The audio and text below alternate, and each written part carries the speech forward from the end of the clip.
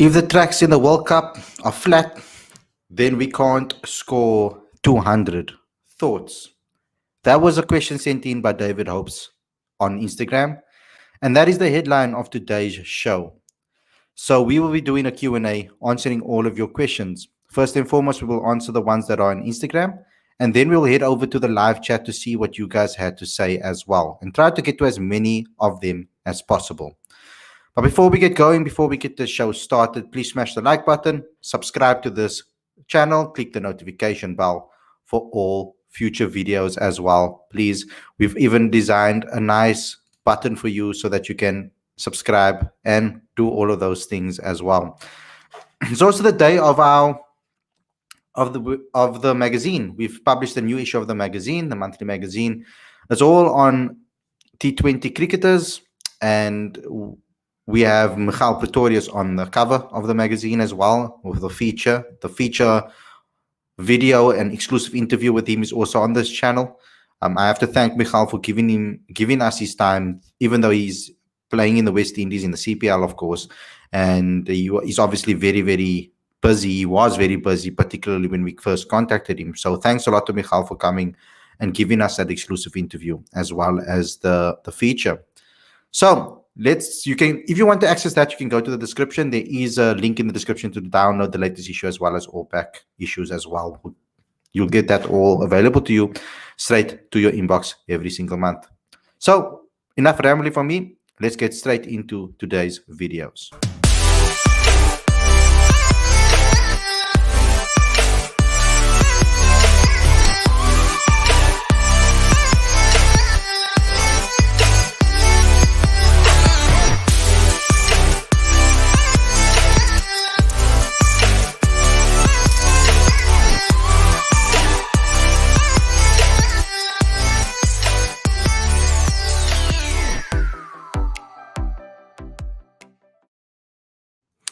Hey guys, welcome to Cricket Fanatics Magazine. This is your daily show Q&A session. I'm your host Khalid. This is my co-host Aticha.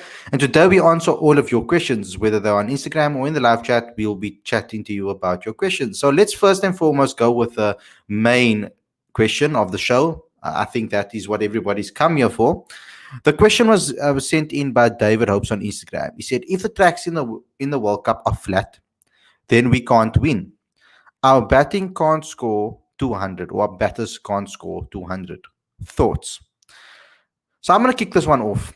If the wickets are flat and if the wickets are slow, it's going to be very hard to score 200 in the UAE.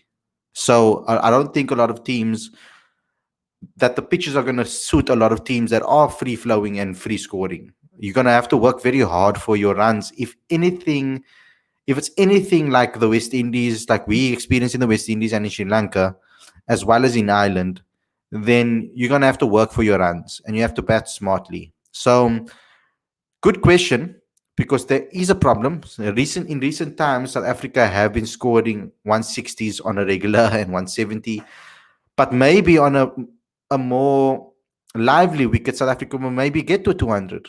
Who knows? The concern is, and the analysis that we have to do, Aditya, is based on the other teams. Do you feel that the other teams, such as India, England, New Zealand, I know Australia is kind of struggling at the moment. Let's throw Australia in that mix as well. Pakistan, I think, is always a wild card. The West Indies as well. Do you think those guys can score 200 on a slow wicket? Yeah, well, it takes just one partnership to change the game, right? In T20 cricket, when Pakistan had gone to South Africa for the white ball series, South Africa scored 200 plus in one of the T20s, and during, I think we did a mid innings review, and we were just so happy with the way South Africa performed. But then Pakistan won by 10 wickets in what were seemingly foreign conditions for them. And they didn't get much time to acclimate to the conditions. So, T20 is unpredictable, and we know that Sharjah is a small ground. So in last year's IPL, the average scores went from 220 odd at the beginning of the tournament to 170 odd and 150 odd towards the end of the tournament.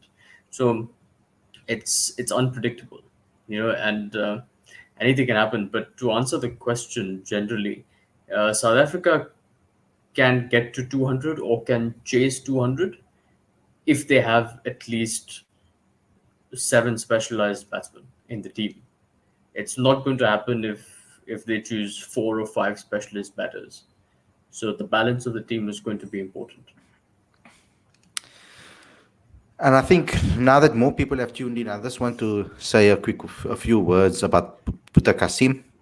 Just say rest in peace to Buta Kasim. He was the ice cream man and a legend of Newlands and of Newlands rugby and Newlands cricket actually. I think a lot more people would remember him from cricket because obviously cricket's longer, so he spends more time there. He had a lot of famous sayings like a lolly to make your girlfriend jolly and a wafer to make your boyfriend safer and stuff like that. I know, mind you, for the language and stuff. And as he was extremely funny, and he's a big Manchester United fan. He just made everybody laugh every single time he was there, and he had conversations with you. He made you feel special, and he was just, especially when the team is down, he was so positive, always shouting at the players, saying, "Come on, Proteas, come on, boys, let's do this, let's get the win." He was just such a lively spirit, and may his soul rest in peace because the man was incredible. Um, didn't have the easiest of lives. He obviously, um, but was blessed with children that actually went on to become successful in the careers that they were in. I remember doing an interview with him where he was talking about that, and he spoke to me about his children and how proud he is of them. So I hope they live on his legacy in some way, so that he can be remembered. I know Newlands did a little tribute for him in the week, so yeah, brilliant move from them, and it had to be done. He was well known. Even at sometimes at the boys' schools, he would be there too, rugby boys' schools, games, and stuff like that. So he's part of the community, he's part of the family, especially particularly the Cape Town family. So rest in peace to Buta Kasim. We'll always remember you. So let's move I on. remember him as well Okay, awesome. from What do you from the remember of him? Newlands, and everything that you're saying, Werner's written here as well. Like a lolly to make you jolly. And he'd have a bunch of these expressions that that I heard, and at the time, I didn't know that he had this reputation at the Newlands, but I remember him particularly because the first 2 days of that test match between India and South Africa were on the weekend, so they were packed. There were lots of people there, but then through the week there obviously weren't as many people, and he somehow managed to keep the energy of the York Bangs, quite high. And yeah, it's unfortunate, but it's also a tribute to his legacy that he celebrated in the way that he has been. Yeah. Unbelievable, man. Unbelievable human being. So let's move on. Okay, the next question, actually, funny enough, comes from Sia Mahima. Obviously, you guys know him. He's been on the channel before. Obviously, going to be playing his trade at Boland this season. He was at Western Province last year, or Cobras last season. So he says, why do you... sorry, my apologies. Who do you think will win the CSA T20 competition in Bloem, Kimberley, and why? So very good questions here. Aye, aye, aye. Okay. I think that Northerns have a very good team, as well as the Dolphins, as well as Poland, as well as Northwest, as well as all the teams. So, basically, why I'm saying Northerns is for a large portion of last season, Northerns, because the Titans have so many Proteas players, right? A lot of them were in the squad, and because of COVID, a lot of them traveled. So for a large portion of the season, Northerns had to play almost like the second, you could say almost like a second string team or non-Proteas players. And they did quite well as a unit. And the way they performed as a unit was really good. And I think that they are obviously always going to be dangerous when it comes to the T20 competitions.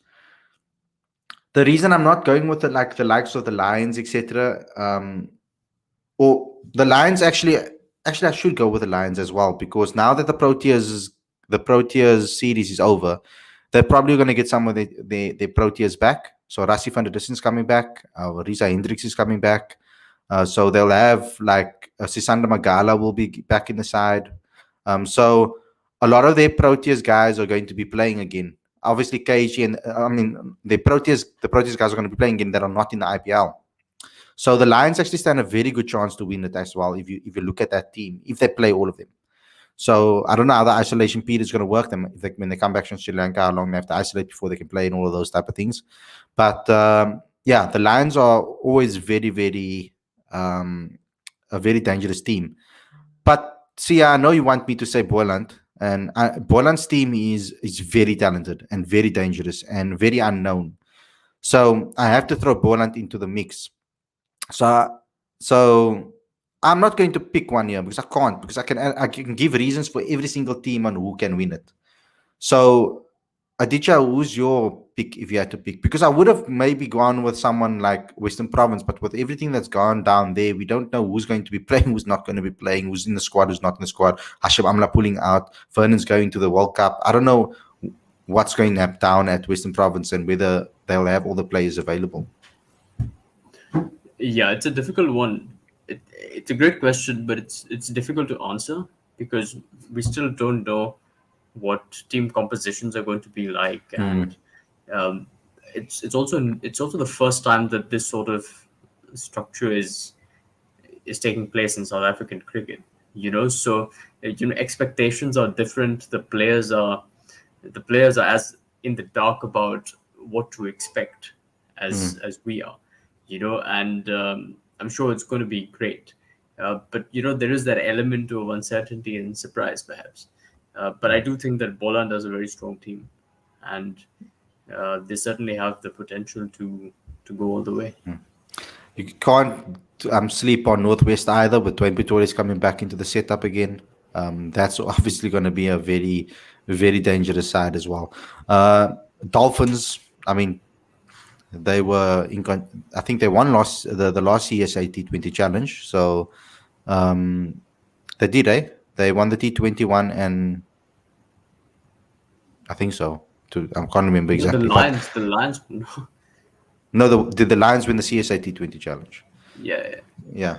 So let me just double check that again because I can't remember. There's so bloody many of them. Um, yeah. So yeah, the Lions won the T20 challenge and the Dolphins won the one day. Um, so yeah, we'll have to wait and see what happens in this one. Seeing that it's in Blooming Kimberley, you also have to take that into account. Remember that obviously the the wickets are a little bit slower in Kimberley. It's not there's not a lot of turn either on the wickets generally speaking, but it's a very slow wicket. So big totals are expected. I'm expecting big batting totals to in these particular games in Bloom Kimberley, unless they obviously do things differently with the wicket and make a pitch that is spinner friendly. I don't know if that's possible, but we'll have to look at the strongest batting sides and most likely those ones. Um, Actually, no. The ones with the strongest bowling sides will probably win because they'll have to put on the good performances. You need to be able to bowl accurately on those Bloemfontein wickets. So let's see.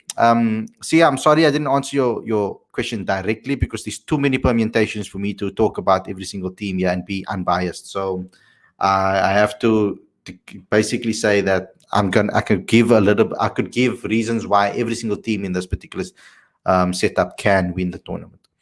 Let's move on. Who do you reckon is being honed as Indian captain post Kohli Rohit era? That is for you, Aditya. I think we need to think about who it's going to be post Kohli, and that to me seems to be Rohit as a certainty. Uh, but if we're talking post Rohit, then there are so many options out there, because um, Prithvi Shaw is captained at the under 19 level. He could be a potential option. Um, Shubman Gill might be appointed captain. I think Shreyas Iyer, if he is a regular in the team, given that he's still recovering from, well, he not still recovering. I'm sorry, I take that back. He has recovered from injury, and if he sort of makes a comeback into the Indian team and has a long run, then Shreyas Iyer might have an opportunity to lead as well, and he's done a brilliant job for the Delhi Capitals. Mm. So yeah, Yeah. I think Shreyas So Iyer would be my pick. okay. So that question, sorry, I forgot to say, is was sent in by Sawit Singh Hanand. So thank you a lot for that, Sawit. That's I my don't know if friend. I I don't know if I pronounced it right. Um, Yeah, okay, I'm going cool. to call him. You okay, awesome. Okay, the next question is from Taksin Dasu. Why did South Africa snub Faf du Plessis and Imran Tahir? Are there problems in the camp? Okay, so we've dealt with this in in a lot of depth recently. Uh, we had v- uh, obviously had Victor Pitsang come out and say the reason is because they wanted to keep consistency in selection. There was a contradiction over there because George Linder's omittance, because if they were being consistent in selection, George Linder should have played. Then we heard Mark Boucher and Graham Smith come out in their press conference and give their reasons that there were chats with them, but they couldn't come to an agreement. Now I'm going to give my opinion, and this is 100% my opinion and my thoughts, reading between the lines. I think that they might have that Boucher and Graham expected both to play, or particularly I'm going with Faf du Plessis because as it seems from Imran Tahir's recent exclusive article by Zahir on IOL Sport, he came out and said they didn't even respect him. He messaged them, he hunted them down. This is Imran, and tried to ask them whether he's going to be in the side or not. And they never really replied, and they never really gave him an answer. And when they did reply, they never really gave him a definitive answer on whether it's going to happen or not. So he felt disrespected, according to the article. So that's what happened with Imran Tahir. So I don't even think he was considered, which is a big shame because I think he should have. With Faf, I think they wanted Faf to play in the West Indies and Sri Lanka and those tournaments.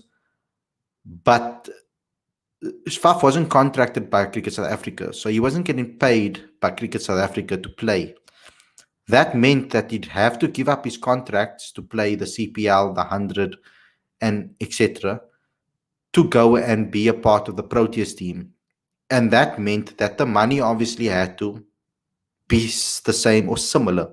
I think Faf would have taken a pay cut to play, but as long as it was worth his while financially to play, then he would probably then maybe he would have been in the side. And if Graham could come up with a decent contract for that.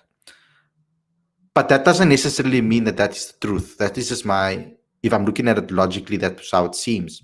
There could have been other problems. Faf could have had breakdown in talks or with them, and or maybe he didn't like the way they were treating him, or there could be many other things, but that will just be speculation. Just like I'm speculating now, trying to weave through everything based on what Graham Smith and Boucher said. We have yet to hear from Faf and his side of the story. So Faf, if you're watching this video, please come on Cricket Fanatics Magazine and come have a chat with us and give us your truth.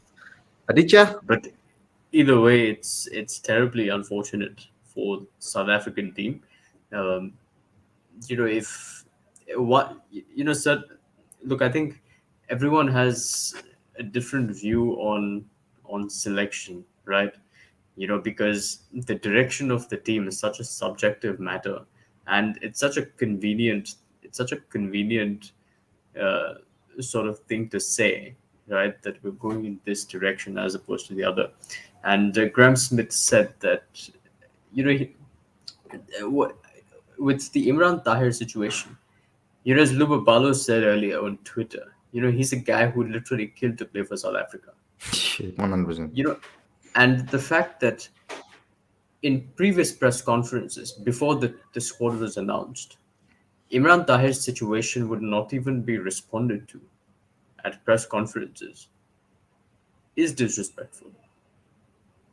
He's been a legend for South Africa, and you do have to you know if a if a selection committee feels like they're going in a different direction, or they need to groom youngsters a bit more.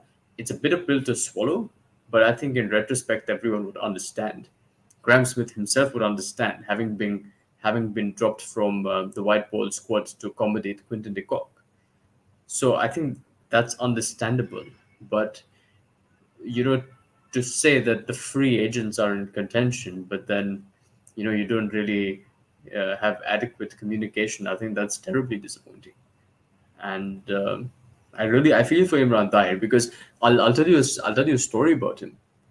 When he was contracted for the Chennai Super Kings in 2018, he arrived in Chennai before the IPL started, and I think he came in at odd hour or something like that. But his room was close to MS Dhoni's room. So as soon as Imran Tahir came in, MS Dhoni knew that he had come, and he literally said to him, I'm just translating that, hey brother, welcome to the Chennai Super Kings. This is my room, and please come in whenever you feel like it, and we'll have a chat. So there's a certain amount of respect that he's gotten from the Chennai Super Kings, from people like MS Dhoni, even though he doesn't play on a regular basis because of balance. But I think that's the least you can do. And I've got a story about Imran as well. My experience personally with him. I got the opportunity to interview him for the Mzansi Super League with the Nelson Mandela Giants. And I asked him if I can have an interview with him after training. And he said, yes, no problem, no problem. How long do you want it? Where do you want it to be? So I said, no, it can just be on the field. He's like, okay, no problem, brother, no problem. I'll catch you after the training session. And he had quite a long training session. He was actually one of the last people to leave the nets, actually, ultimately, or the training session. He bowled and bowled and bowled and bowled. And then there were two young cricketers, or two young players that were from Western Province area, and as well, I think one was from the club scene and one was actually in the Western Province setup. Junaid Dawood, a friend of the channel as well. And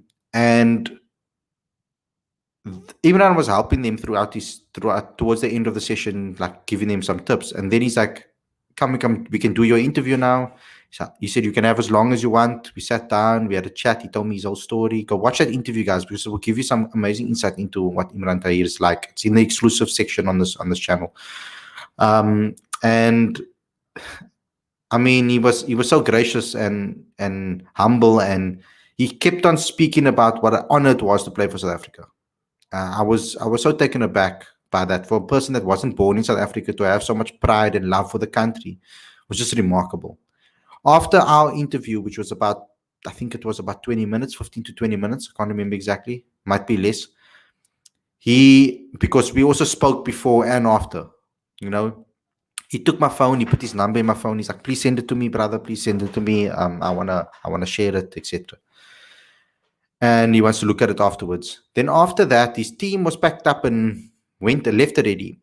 And the coach, the guy that was the driver, whatever, said, look here, the driver's waiting. Would you like to come with us? Or even I was like, no, I still want to help these boys out. It's fine. Let the bus go. I'll walk to the hotel.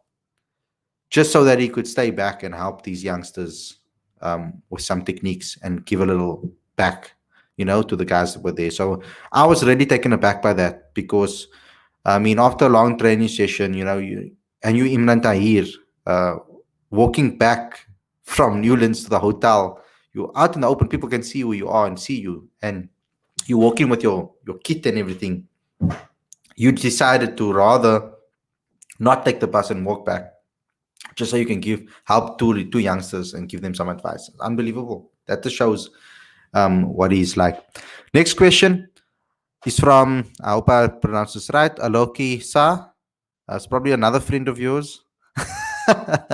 Aditya, how do you have so much knowledge about cricket? You are killing it. Fire. So, Aditya, you wanna have a go here? Now, what do I say, man? I'm red in the face. Cricket is my religion, Sachin is my god. That's all I can say. Should I say that again? Okay, let's move on. Let's go into the comment section and I'll pick one or two because we're already 25 minutes in, guys. So let's see what you guys have asked us. Um, Question here from Sadiq. Welcome to the show, Sadiq. We haven't seen you in a long time. Should question should be: a batsman can't chase 200 because scoring 200 and chasing 200 is different things. On their fay they can On their day, on their on day, their day they can they score can score. 200 batting second, but can they do the same while chasing? And that's true because chasing is completely different. But for South Africa, I think both is an issue. So it also depends on the wicket. But South Africa also haven't chased in quite a while. I Yeah, mean, apart from the Sri Lanka series, if you look at the West Indies series, they generally won batting first and defending. 'cause we didn't win So any of the tosses. yeah, exactly. So it seems like South Africa has a preference for batting first. Which is why we'd always say that you need to have a template for how you're going to chase down a score. And yeah, let's see how that goes. That's tricky. It's always tricky. The lack of power hitters will probably cost them a bit. Because you need to know what run rate you're supposed to play at, and then you need to know when to accelerate and things like that. And I think South Africa might be a bit weak there, but we'll see. This is probably one of the best comments that Harshit Singh has ever given us. They could have at least got Tahir as a spin bowling consultant if they wanted to groom others. The treatment, um, the treatment method to him was utterly disrespectful. So my thing is, you call JP Dumini, who doesn't have coaching experience, and summons up to the team as well, who are relatively, you could say, inexperienced from an international stage when it comes to coaching. But why not get you've got four spinners in the team, in the squad. Why not get a spin bowling consultant like Imran Tahir, who is world class, to help out the guys? Offer him that at least. So excellent point from Ashit. Absolutely. But in say, I still feel like Imran Tahir can add so much value as a player. As a You know, player, here, where I think oftentimes because he's 42 years old, we think that he can't play cricket, but the man is supremely fit. He is supremely fit, not to mention talented. In the 100, he took 5 wickets in the 100, which includes a hat trick. That is unbelievable. He's getting the ball to turn in English conditions. So can you imagine what he can do in spinning conditions in the UAE on tired wickets? He can wreak havoc. You're right, Harshit. Tahir is still the best leg spinner in the world in white ball cricket. And can you imagine Tabraiz Shamsi? This is exactly yeah, sometimes where I feel like Tabraiz always speaks about how Imran's helped him. Like exactly. so like yeses, like so many occasions. This entire situation reminds me of it reminds me of the disastrous selections that the England cricket team did a few years ago. When they excluded Kevin Peterson after he scored 355 in a county game. And I feel like Imran Tahir is still one of the leading leg spinners. He is virtually among he is virtually among the highest wicket takers in every single league that he plays in. Why would you not select him? There's no logical reason, there's no cricketing logic that would suggest that Imran Tahir should not be in a cricket team. And can you imagine Tabrez Shamsi, who's at the top of his game right now, and Imran Tahir bowling in tandem? That could be a match winning bowling partnership. And, it just befuddles me as to how Imran Tahir could be treated the way he has been. It's just shocking. Absolutely. I agree with you. Guys, thanks a lot for tuning in. I hope you enjoyed this episode. I hope you enjoyed the Q&A. We will have another Q&A session hopefully next week. And you guys can just take your questions that we missed over here and bring it over to the next show so that we can answer them there. Smash the like button, share this video, subscribe, click the notification bell. Please subscribe to Cricket Fanatics Magazine monthly. We just launched the new episode, the new magazine today with Michael Pretorius' feature, front cover story. The Bosch brothers spoke in this one. Aditya did an excellent article. Lubabalo did an excellent article. We have Bakir Abrams, the assistant coach of the Warriors, giving a nice Q&A. There's so many articles. Lewis Deploy speaking to Lubabalo, of course. So many good pieces in here that you guys need to go have a read. Please subscribe right away. You'll get all back issues free too. Thanks a lot for watching. And we'll see you guys again on Sunday with the podcast show. Take care, everybody.